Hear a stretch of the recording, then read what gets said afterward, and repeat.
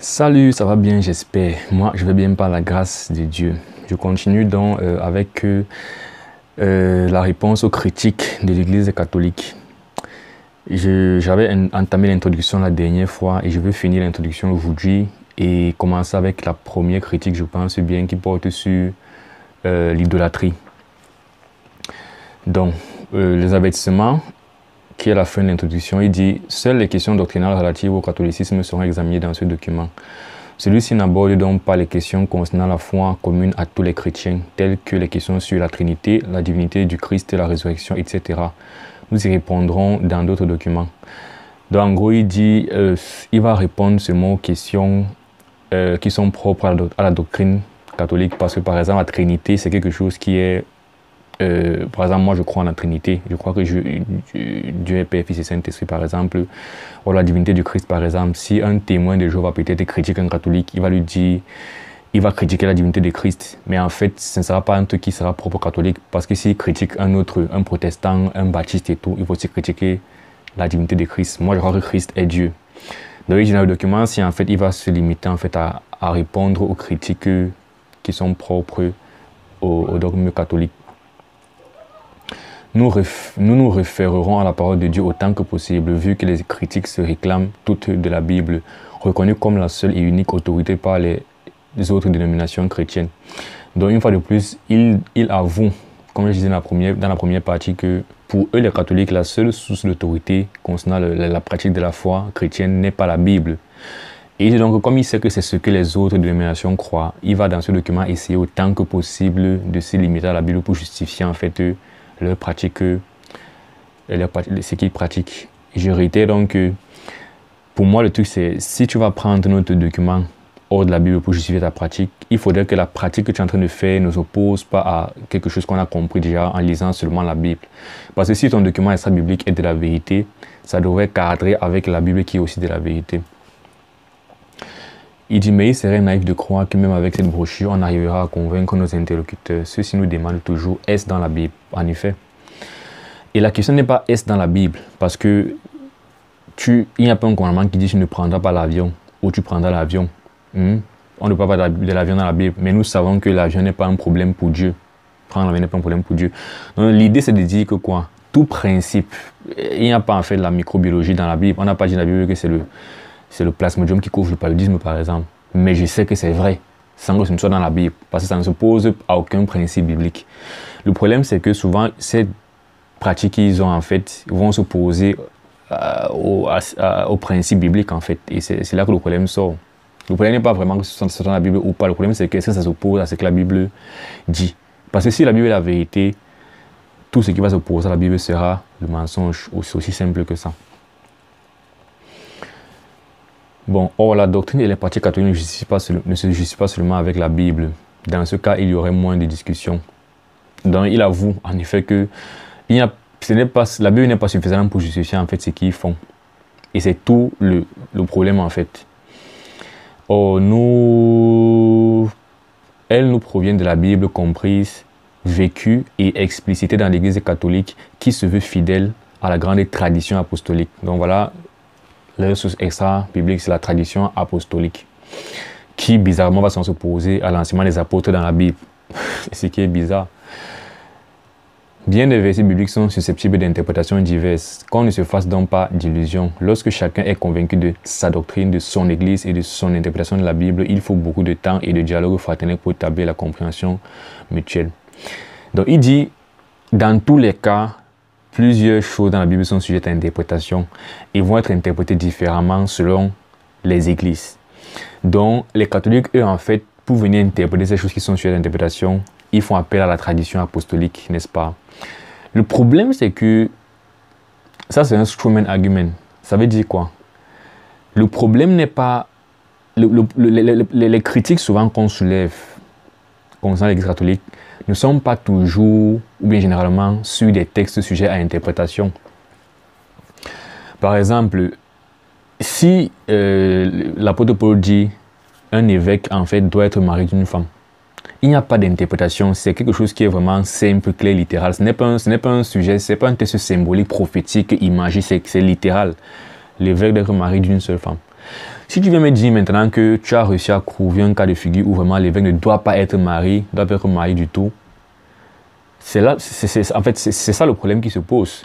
Et de plus, Paul justifie par exemple que c'est parce que l'évêque est marié d'une femme et a des enfants et qu'il est donc chef de sa famille responsable qu'on peut lui donner la charge en fait d'une assemblée de Christ, de l'Église. Donc c'est clair et c'est net. Si tu viens m'expliquer d'une certaine façon vraiment que tu as une source extra-biblique qui explique comment il faut comprendre le texte en disant que l'évêque ne doit pas être marié, il y a un problème. Mais par contre, des textes par exemple comme dans Apocalypse 1 et 2, lorsqu'on dit peut-être Jean dit j'ai vu celui qui était assis vraiment sur le trône de Dieu, il était comme une pierre de jaspe par exemple. Là on peut interpréter ça, ce sont des choses symboliques. Ou bien quand Jean dit j'ai vu en fait l'ange qui est apparu, il avait les yeux comme une flamme de feu, les pieds étaient comme passés dans la fournaise. Là ce sont des interprétations. Est-ce que c'est vraiment qu'il y avait les flammes de feu, ou bien c'est pour dire que c'était la colère, ou bien là on peut interpréter. Le problème non, c'est que souvent les croyances catholiques qui dérangent, ce sont des choses que ça porte sur des réalités spirituelles qui ne sont pas sujettes à interprétation, qui sont claires. Mais eux, ils donnent le contraire et c'est ça, ça cause problème. Donc si sur des questions comme ça, vous venez me dire par exemple, en fait, on prend la tradition apostolique extra-biblique pour venir expliquer ça, c'est là qu'il y a problème. Pour ne pas dire un truc qui est clair dans 1 Timothée 3 et puis se concrétiser encore dans les sources extra-bibliques. Bon, en gros, les avertissements, j'ai essayé de lire les avertissements et ce n'est pas très, il n'y a pas trop grand chose en quoi à recevoir là. Pour gagner en temps, on va commencer avec la première critique qui porte donc sur l'idolâtrie. Donc, premier titre, vous adorez les statues. Je crois qu'on va essayer de faire ça pour vous. C'est ce qu'on va essayer de voir aujourd'hui. Il dit les statues, 2 points, les idoles, point d'interrogation, non, mais gare au fétichisme. Donc il dit les statues ne sont pas des idoles, mais il dit attention au fétichisme. Ok, il dit, il est écrit dans le livre d'Exode, tu ne te feras point d'image taillée ni de représentation quelconque des choses qui sont en haut dans les cieux, qui sont en haut sur la terre, qui sont dans les eaux plus bas que la terre. Exode 20, verset 4 et Lévitique 26, verset 1. Cela fait dire à beaucoup que toutes les statues chez les catholiques sont des idoles. Cependant, 1. Ne tirons pas de ce texte de son contexte. Dieu réprouve ici le culte idolâtrique rendu à d'autres dieux et aux idoles païennes. Ainsi que l'indiquent les versets précédents, tu n'auras pas d'autres dieux devant ma face. Exode 20, verset 3. Ce culte s'exerçait traditionnellement sur les statues ou idoles. D'où encore la suite du verset cité, tu ne te prosterneras point devant elles et tu ne les serviras point. Exode 20, verset 5, Lévitique 26, verset 1. Ce que Dieu interdit, ce ne sont pas toutes les statues, mais celles qui font l'objet d'un culte idolâtre. Dieu condamne le culte idolâtre qui consiste à adorer, vénérer ou invoquer un objet ou une créature comme sacré ou doué d'un quelconque pouvoir. Voir Ésaïe 44, verset 17. Ainsi en était-il des idoles égyptiennes et du veau d'or. Et ainsi en est-il des Grecs et fétichistes. Il faut vraiment suivre ce qu'il est en train de dire ici et comment il dit une chose et il change par la suite. Au début, il dit le problème avec les statues, c'est qu'elles sont liées à un culte idolâtre. Elles sont liées à des faux dieux. Puisqu'il dit 1. Dieu réprouve ici le culte idolâtrique rendu à d'autres dieux et aux idoles païennes. Voilà ce qu'il dit dans le premier point. Et l'argument qui pourrait donc se faire, c'est que donc tu veux dire par là qu'on peut donc adorer une statue du moment où c'est celle du vrai Dieu. Mais comme effectivement, c'est clairement que même quand le peuple d'Israël a fait le veau d'or censé représenter l'Éternel, Dieu s'est fâché. Maintenant, il améliore son langage. Il dit, ce que Dieu interdit, ce ne sont pas toutes les statues, mais celles qui font l'objet d'un culte idolâtre, point. Ensuite, il dit, Dieu condamne le culte idolâtrique qui consiste à, il redéfinit maintenant le culte idolâtrique, adorer, vénérer ou invoquer un objet ou une créature comme sacré ou doué d'un quelconque pouvoir, ainsi en était-il des idoles égyptiennes et du veau d'or. Donc, il a comme un double langage ici, puisque finalement, le problème, parce que si tu me dis le problème, ce n'est pas toutes les statues, le problème c'est lorsque la statue est liée à un autre Dieu. Moi, je vais te dire, ok, je peux donc avoir pour statuette la statue du vrai Dieu. Mais comme même ça la Bible interdit, finalement il revient encore sur ça. Ça fait que finalement on est un peu confus. On ne sait plus trop ce qui est interdit. soit c'est toutes les statuettes qui sont interdites, soit c'est ce que tu es en train de dire finalement. Mais en gros, ce qu'il veut faire comprendre, c'est que le problème, c'est lorsque tu adores une statuette, en fait, qui n'est pas le vrai Dieu. C'est ce qu'il veut faire comprendre. Mais en même temps, le problème, c'est qu'on a un cas de figure dans la Bible où ils ont adoré une statue qui était censée représenter l'Éternel, mais Dieu s'est aussi fâché. Donc, de sa bouche, maintenant, il va dire que même ça, c'est un problème. Même si dans les faits, maintenant, parfois, il y aura des statuettes qui vont se retrouver en train d'adorer. En fait, ce que la Bible interdit, c'est que Dieu ne veut pas, en fait, qu'on considère qu'une image est une quelconque vertu, en fait. Et donc, sur cette base-là, il n'y a pas d'intérêt à se faire une image quelconque. Parce que c'est très subtil. Hein. Si tu dis de la bouche que le problème, c'est de ne pas donner une valeur spirituelle à un objet, mais tu finis par avoir des objets que tu exposes dans des... C'est-à-dire que tu finis par, dans ton église, avoir une statuette représentant quelqu'un. Finalement, c'est comme dire une chose de la bouche, mais dans les faits, être en train de donner de manière subliminale et de manière subconsciente l'impression inverse. Et c'est ça le problème, justement. C'est ça la subtilité, en fait, dans tout ça.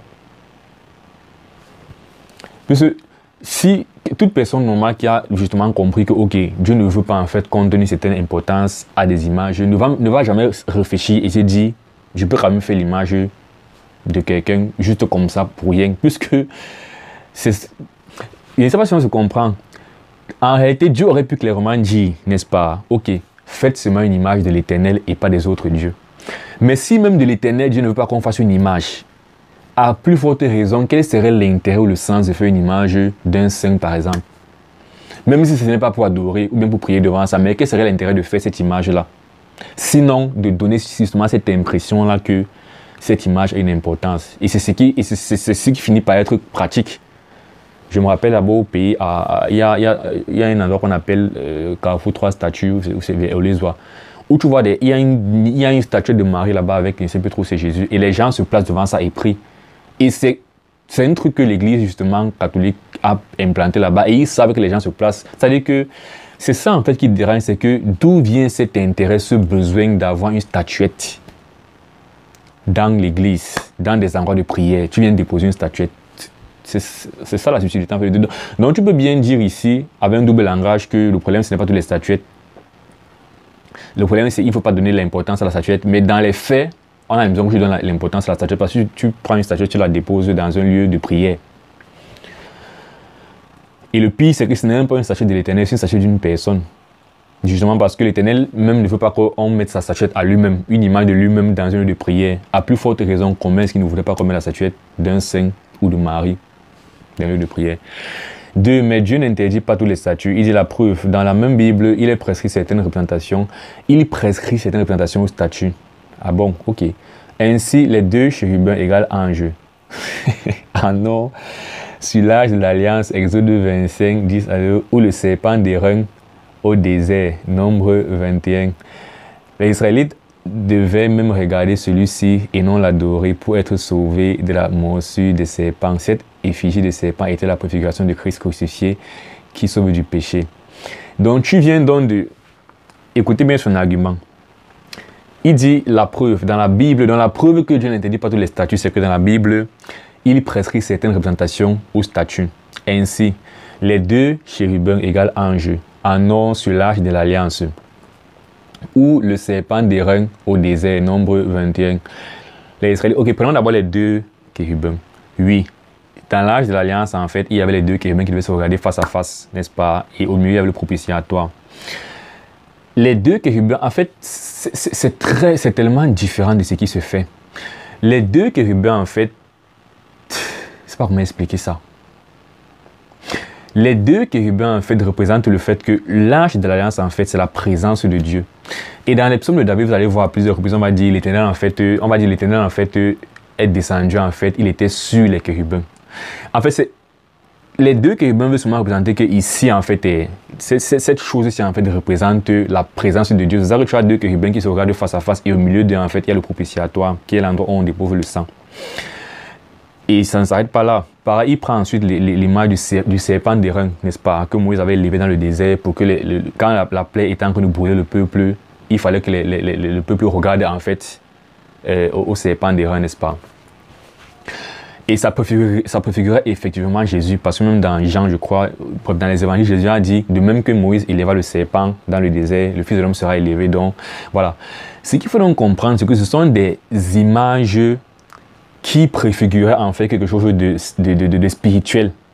Et dès lors, on dit, ces choses de la loi, en fait, c'était des images qui préfiguraient en fait Jésus-Christ. Et maintenant que le corps est arrivé, on n'a plus besoin de ces choses éphémères, de ces ombres, des choses. C'est pour ça que dans la Nouvelle Alliance, il n'y a pas de tabernacle physique. C'est-à-dire que le tabernacle physique avec l'arche de l'Alliance, l'Éternel et les chérubins n'existe plus. Parce que nous sommes le tabernacle de Dieu maintenant. C'est-à-dire que ça, c'est justement un problème dans la compréhension de la spiritualité dans le catholicisme à ce moment. Si c'est que tu es en train de justifier que parce qu'il y avait l'arche de l'Alliance, et maintenant on va... si tu veux dire que parce que dans les rites juifs, il y avait des images. Ça justifie que maintenant, moi, en tant que chrétien dans la Nouvelle Alliance, j'aurai des images. Je sais que tu n'as rien compris, justement. Tu n'as rien compris entre l'Ancienne Alliance et la Nouvelle Alliance. Et même dans l'Ancienne Alliance, en fait, ce n'était pas des choses qu'on faisait n'importe comment. On décidait de ce qu'on va maintenant représenter. Dieu a spécifiquement, la Bible dit clairement que ce que Moïse a fait dans le tabernacle, en fait, était des images de ce qui est au ciel. Ça veut dire que Dieu a spécifiquement demandé de mettre l'image des chérubins pour un but spécifique par rapport au fait que ça représente le fait qu'au milieu des chérubins réside l'Éternel. Venir maintenant construire une statue de Marie ou d'un saint, ça n'a totalement rien. C'est-à-dire que ça, c'est un stretch, en fait.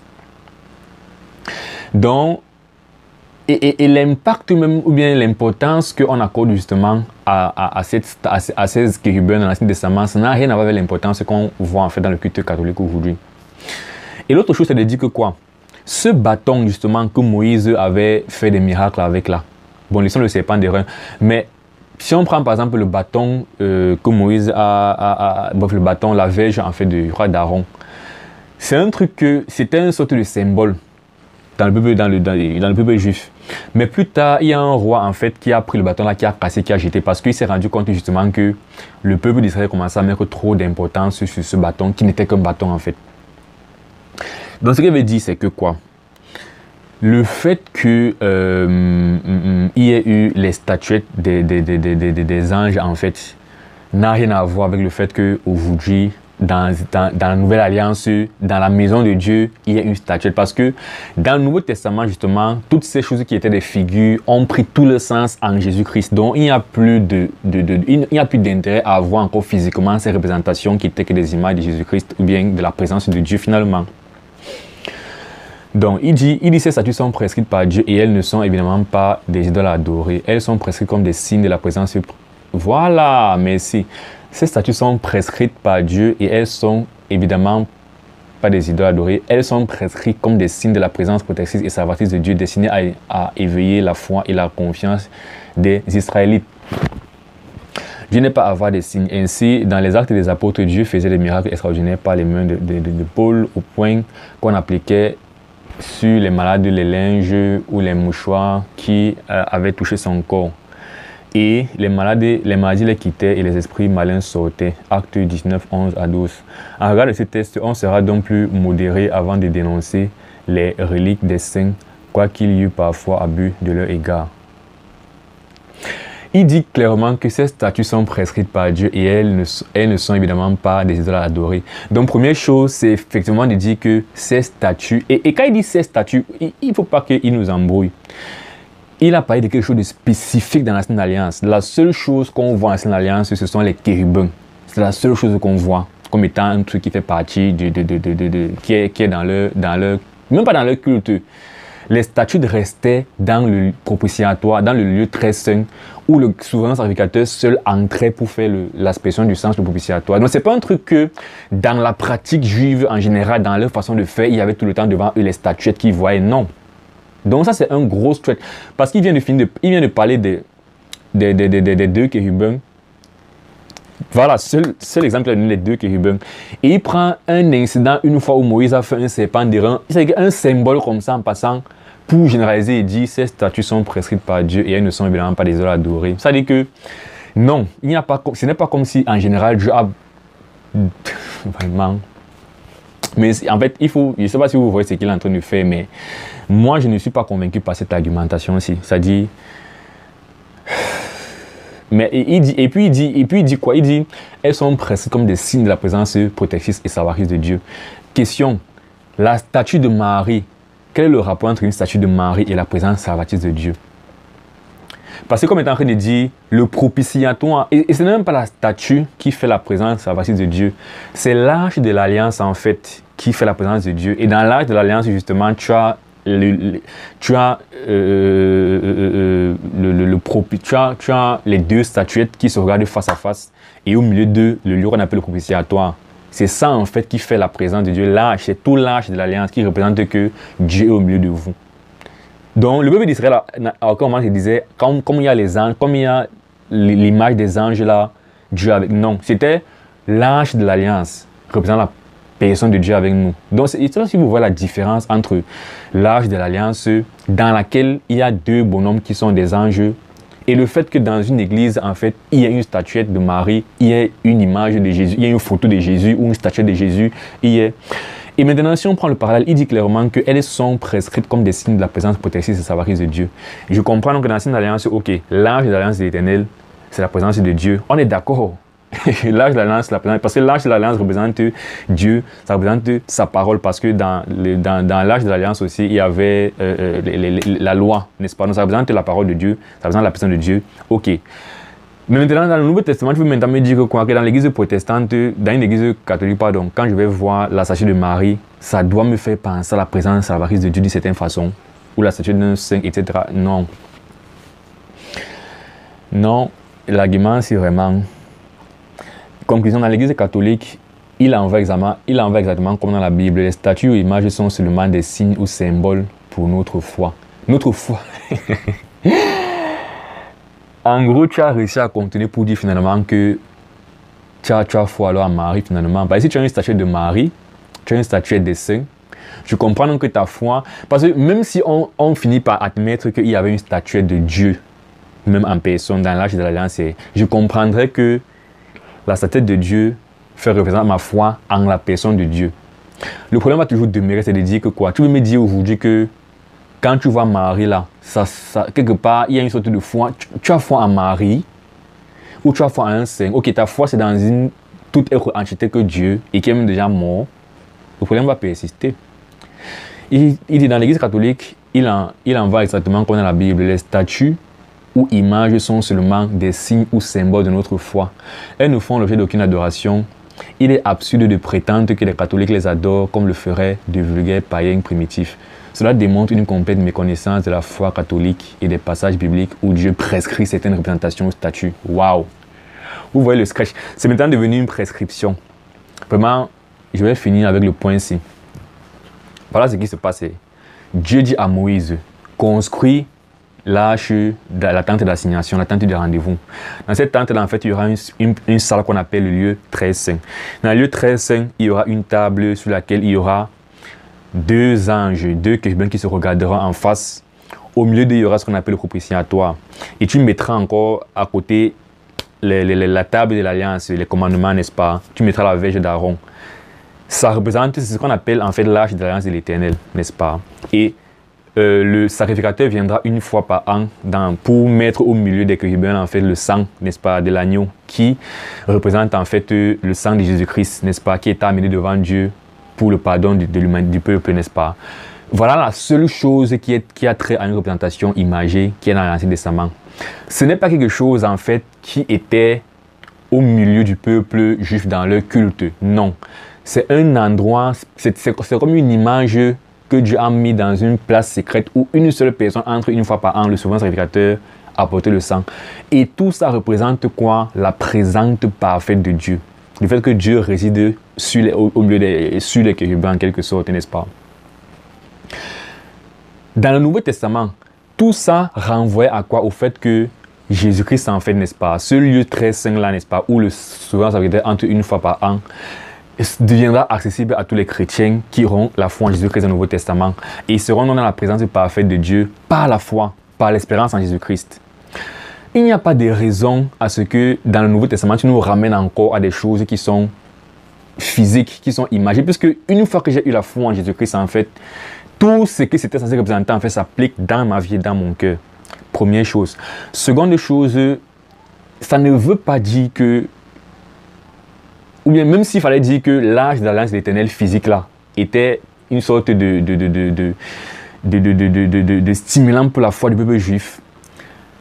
Aujourd'hui, dire que l'équivalent d'avoir un stimulant pour ma foi, c'est de voir une statue de Marie, ou de voir une statue d'un saint, ou de voir une statue de Jésus, ou de voir une image d'un saint, c'est deux choses différentes, parce que encore, dire que je vois une image de Jésus-Christ, j'aurais dit, ok, ça peut stimuler ma foi parce que je crois en Jésus-Christ. Mais on va revenir à cette question, dois-je avoir une image de Dieu ou de Jésus-Christ? Non, parce que Dieu a dit, tu ne feras pas d'image de moi. Donc tu ne dois pas avoir de photos d'image de Dieu ou de Jésus. 2, si j'ai une image de Marie, qu'est-ce que ça signifie? Qu'est-ce que ça révèle en fait concernant ma foi? Ça veut dire que ma foi est en la personne de Marie. Parce que dans l'Ancien Testament, quand je voyais l'âge, ça stimulait ma foi en Dieu. Mais aussi quand je vois Marie, ça stimule ma foi, ça veut dire que ma foi est en Marie. Et ça va revenir à cette question, tu adores finalement Dieu ou Marie? Pourquoi est-ce que Marie stimule ta foi quand Marie n'est qu'un être humain comme toi? Pourquoi est-ce qu'un saint, Pierre et Paul, stimule ta foi quand ce n'est qu'un être humain comme toi et que toute ta foi doit être en Dieu ou doit être en Jésus-Christ? Donc vraiment, et il y a ce truc-ci où il prend un exemple, les deux anges se regardaient, on a vu une fois Moïse élever les serpents, il généralise une fois que Dieu a prescrit les statuts de l'Ancien Testament. Waouh, ça c'est ce qu'on appelle souvent un stretch. Donc non, et je vais arrêter là pour cette première partie. C'est encore long concernant l'adoration de Marie. Donc, je ne sais pas pour vous, mais je ne suis pas encore convaincu que la Bible prescrit que dans la maison de Dieu, dans le Nouveau Testament, où toute chose est spirituelle, n'est-ce pas, il est autorisé d'avoir des stimulants de ma foi, des images. Et de qui même en plus? De Marie, des saints. Donc voilà, je m'arrête là pour cette fois-ci. Et à vous de voir. Et moi, je ne suis pas convaincu personnellement. Et toi, tu es convaincu. On se voit dans une prochaine vidéo. Que Dieu te bénisse. Ciao.